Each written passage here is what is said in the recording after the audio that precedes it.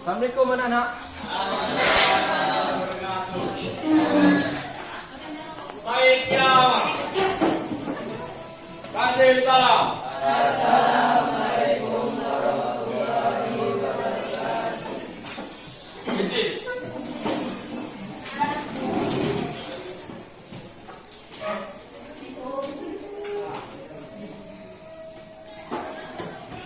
Siapa yang di rumah saudara? Nihin Pak. Nihin. Kayaknya main bonus nih Pak. Oh, ya Eski masuk Pak. Eski. Ya.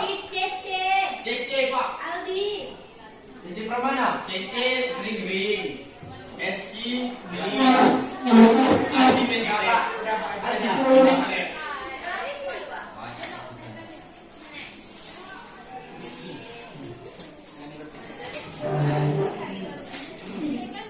Assalamualaikum warahmatullahi wabarakatuh. Waalaikumsalam warahmatullahi wabarakatuh. Perkenalkan, nama Bapak Adityo Farza. Bapak menggantikan Ibu Ani yang sedang pulang kampung. Kamu ya Pak. Palembang. Ya, wong kita kalau Iya Pak. Iya. Iya anak. Baiklah anak-anak, kita masuk ke materi ya. Materi kita adalah sumber hukum Islam. Sumber hukum Islam itu dibagi menjadi dua. Yang pertama, ada sumber hukum muktalaf.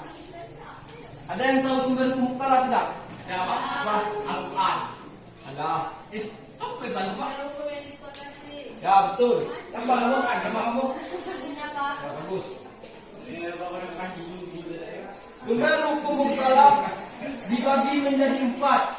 Yang pertama ada Al-Quran, dan yang kedua ada Al-Hadis, ketiga ijma, dan yang terakhir kias. Dan yang kedua ada sumber muttafaq. Sumber hukum muttafaq. Ada yang tahu sumber hukum muttafaq? Kan tidak disepakati. sepakati. Iya Pak. Betul. Tidak aja nama Pak. Nih. Sumber hukum muttafaq dibagi menjadi 7. Yang pertama ada istihsan, masalah mursalah, istisab, zuddul zariyah, urf, syar'u man qablana, dan mazhab sahabi. Yang kita pelajari saat ini adalah fokus ke istihsan. Baiklah, ada yang tahu apa itu istihsan? Isa. Istri Pak Isa. Alah. Kenapa ya? Ada yang tahu? Bawa aja. Ya, Bapak jelaskan ya. Ya Pak. Istihsan adalah salah satu cara atau sumber dalam mengambil hukum Islam. Berbeda dengan Al-Quran dan hadis, ijma dan kias yang kedudukannya sudah disepakati oleh para ulama sebagai sumber hukum Islam. Istihsan adalah salah satu metodologi yang hanya digunakan oleh sebagian ulama saja. Jelas? Siapa kamu? Tawa-tawa aja dari tadi. Siapa ya? Siapa namanya? Bapak tidak kenal sama dia. Nardi Pak.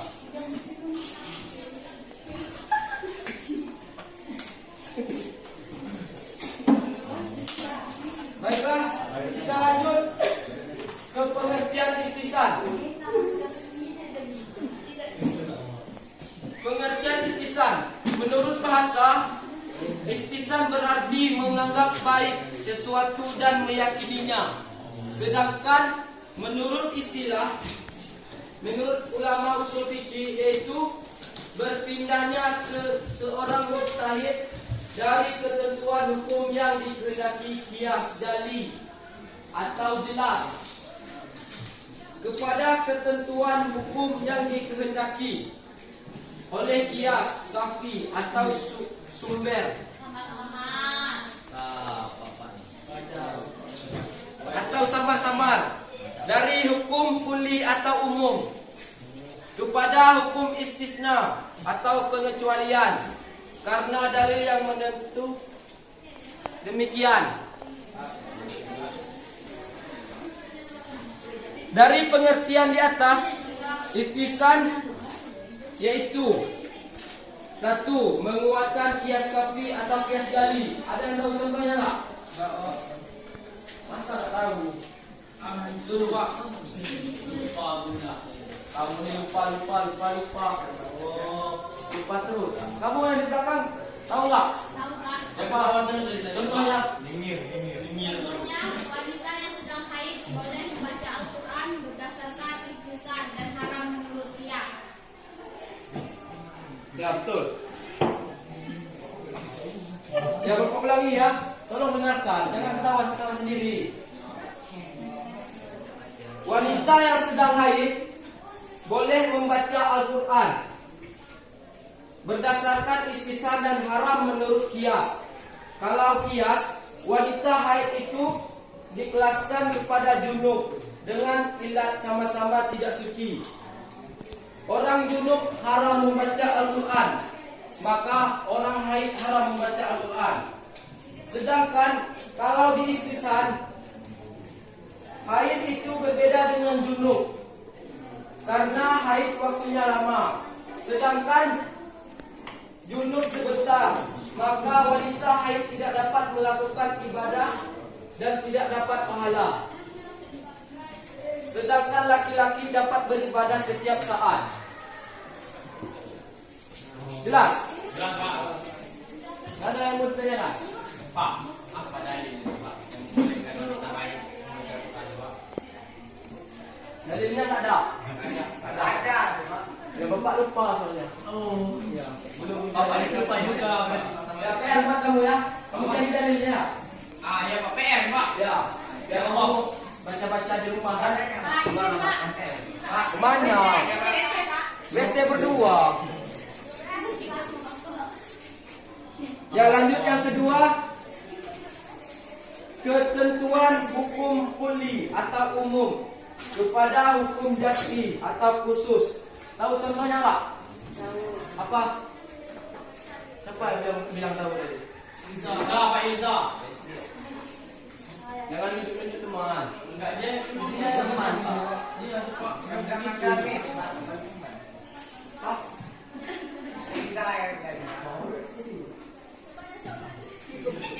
Nggak ada yang mau ditanya, nggak ada yang bertanya deh. Tadi ada yang bilang tahu. Yang baiklah Bapak jelaskannya. Contohnya itu kebolehan dokter melihat aurat wanita dalam proses pengobatan. Kenapa demikian? Ada yang tahu nggak? Karena kaidah umum seorang dilarang melihat aurat orang lain, tapi dalam keadaan tertentu seorang harus membuka bajunya untuk didiagnosa penyakitnya. Maka untuk kemaslahatan orang itu, menurut kaidah istisan, seorang dokter boleh melihat aurat wanita yang berobat kepadanya. Coba kamu ulangi. Kamu dari tadi berarti. Dokter boleh melihat aurat pasiennya. Pak. Terus Terus aku lagi ya. ingat lagi. Iya, kalian anak kelas banyak, Pak. Nakal berdua tuh, Pak. Apa yang kamu dapat? Apa yang kamu dapat?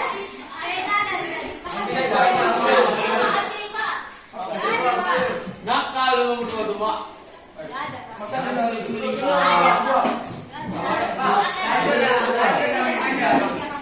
Saya tak sering masuk ke BK tuh, Pak. Nanti aja makan ya. Nanti aja. Jangan gitu, Pak. Yang Bapak bahas itu ketentuan hukum kuli atau Kuli hukum apa? pada Kuli, hukum Pak. jasmi. Studi apa kau ni? Hukum kuli. Kau ni ke Pak? Gauli. Ya itulah. Baca kita. Ya lanjut. Yang kedua, dasar hukum istisan. Ada yang tahu dasar hukum istisan? Baca kali. Para ulama yang memakai istisna mengambil dalil dari Al-Quran dan Sunnah yang menyebutkan kata istisna dalam pengertian denotatif atau lafal yang seakar dengan istisna. Seperti firman Allah dalam Al-Quran surah Az-Zumar ayat 18. Ya, coba kamu baca. Dari Al-Quran. Nggak tahu baca. Ayat 18. Pak? Al-Quran surah Az-Zumar ayat 18. Siapa namamu? Siapa namamu? Nabi. Ya, coba kamu baca. Dari Al-Quran. Pinjam sama temannya. Bentar Pak, Nabi Wan yang mau cari Pak. Coba. Al-Quran surah Az-Zumar ayat 18. Apa bunyi Pak? Coba Pak. Ya bapak nyuruh kamu jangan bertanya kepada bapak. Kamu lawan. Kawan-kawan. Dia mau sedikit. Quran surah Az-Zumar. Tunggu bentar Pak. Ya, dari dulu ya.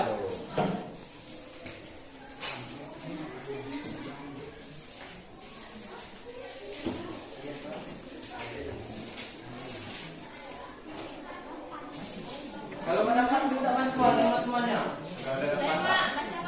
Ya cepat kamu aja yang baca.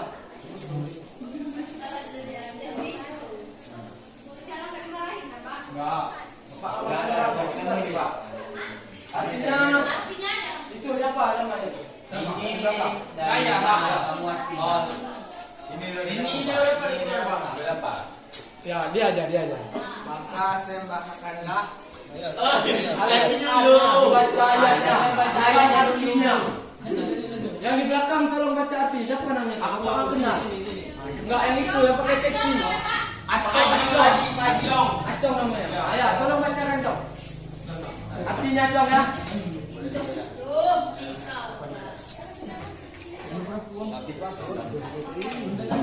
Ayatnya yang di depan, kamu cuma artinya. Yaitu mereka yang mendengarkan perkataan dan mengikuti apa yang paling baik di antaranya. Ayatnya, Pak. Iya. Ayat. Artinya ini kamu. Bismillahirrahmanirrahim. Alladzina yastami'una al-qawla fayattabi'una ahsanahu. Ulaika alladzina hadahumullahu wa ulaika ulul albab. Artinya coba. Siapa namanya? Yang hati Pak. Yang hitam. Ini Pak. Bapak dia rasis.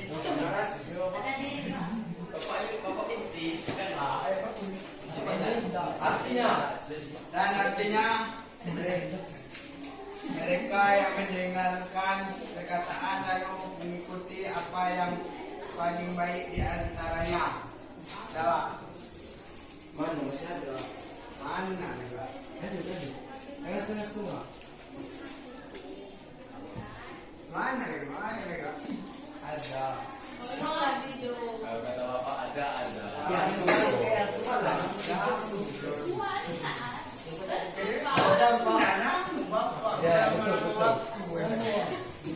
Ya betul.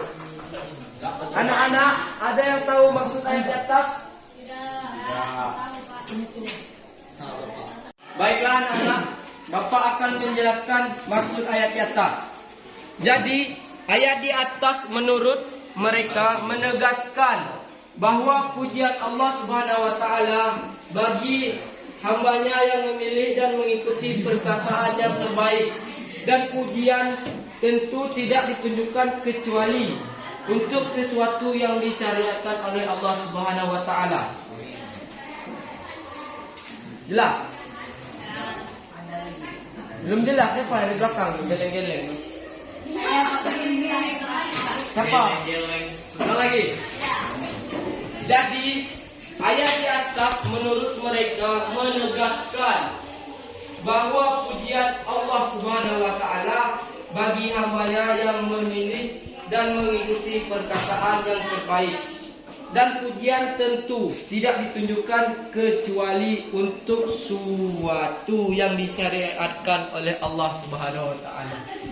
Jelas?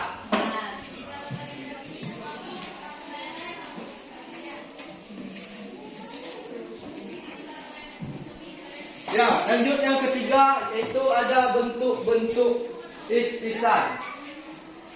Bentuk-bentuk istisan ada berapa? Ada 2.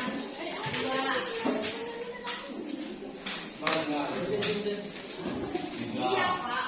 Bentuknya ada. Mana sayang? Ada 2. Ini. Ada 6 Pak.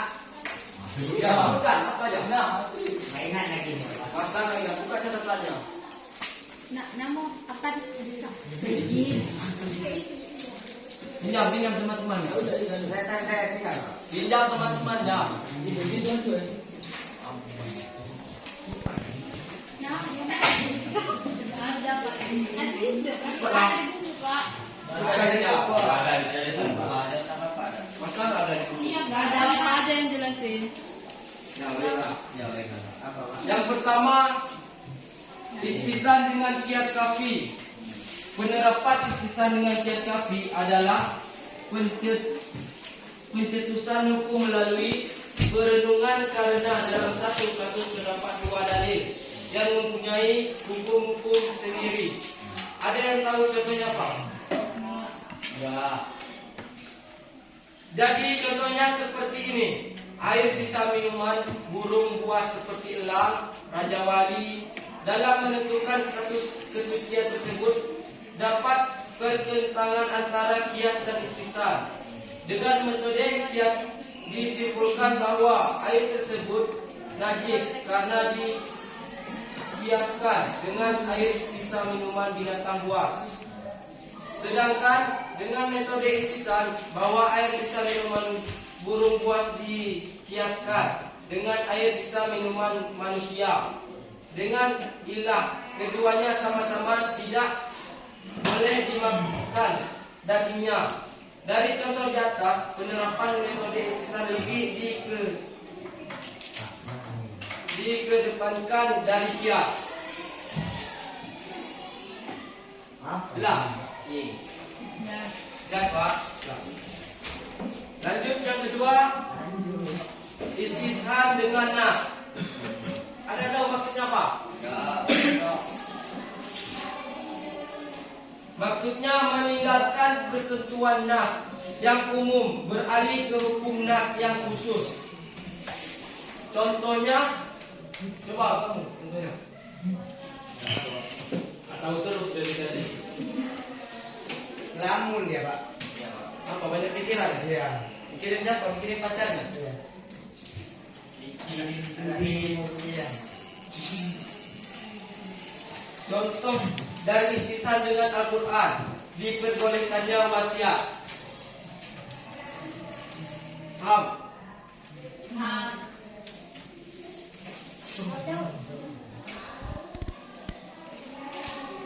Dan yang ketiga ada istisan dengan ijma.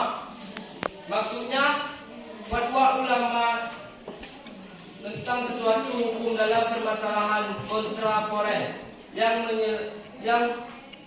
menyalahi hasil penerapan atau kaidah umum. Contoh, akad istisna atau kontrak kerja pertukangan. Jelas? Dan yang keempat, istisna dengan darurat. Apabila dengan menggunakan kias atau kaidah umum dipaskan akan berdampak pada kesehatan atau kesempatan. Contoh, penyucian sumur atau telaga yang terkena najis. Paham kamu? Kamu nyingat-nyingat terus. Apa?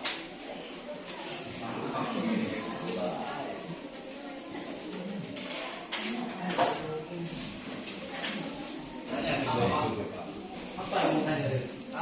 Ada? Kalau ada lanjut. Apa lagi Bapak? Lanjut aja lah Pak. Terima kasih Pak. Yang kelima ada istisna dengan maslahah, yaitu apabila kias atau kaidah umum diterapkan akan mengakibatkan mafsadah atau tidak tercapainya maslahah yang disetujui. Contoh, fatwa atau khalifah yang memperolehkan pemberian zakat pada Bani Hashim, keturunan Rasulullah, karena pertimbangan situasi masalah itu. Dan yang terakhir ada istisna dengan urf. Maksudnya adalah berpindah dari penerapan kias atau kaidah umum dengan memandang tradisi yang berlaku. Contohnya, diperbolehkannya jasa toles umum tanpa ada kepastian berapa lama dan banyak air yang digunakan. Yang lambaian jasa pembayaran tarif yang telah ditentukan. Jelas?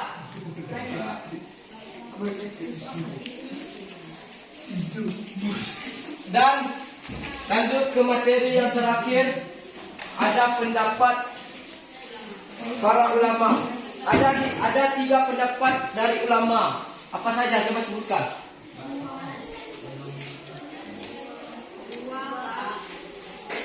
Tiga.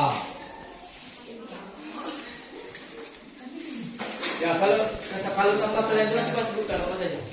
Pertama, jumhur Malikiyah dan Hanbali menetapkan hukum al-istihsan adalah suatu dalil syar'i yang dapat dijadikan hujjah untuk menetapkan hukum terhadap sesuatu yang ditetapkan oleh qiyas atau keumuman nas. Yang kedua, ulama Syafi'iyah memiliki pandangan yang berbeda mengenai istihsan. Menurut Imam Syafi'i, dengan qaulnya yang masyhur bahwa barang siapa yang berzina dengan istihsan maka telah membuat sendiri hukum syara. Sudah 2. Ada satu lagi sebenarnya. Dari rumah ya. Ya, biar kalian pintar baca-baca di rumah. Ya, baiklah. Sudah habis jam kita? Ya, baiklah, Bapak akan menyimpulkan dari materi yang Bapak sampaikan pada saat ini ya. Kesimpulannya adalah istihsan berarti menganggap baik sesuatu dan meyakininya. Dasar hukumnya terdapat dalam surah Az-Zumar ayat 18. Bentuk-bentuk istihsan ada 6 dan ada 3 pendapat para ulama, yaitu Hanifah, Malikiyah dan Hanabaliyah.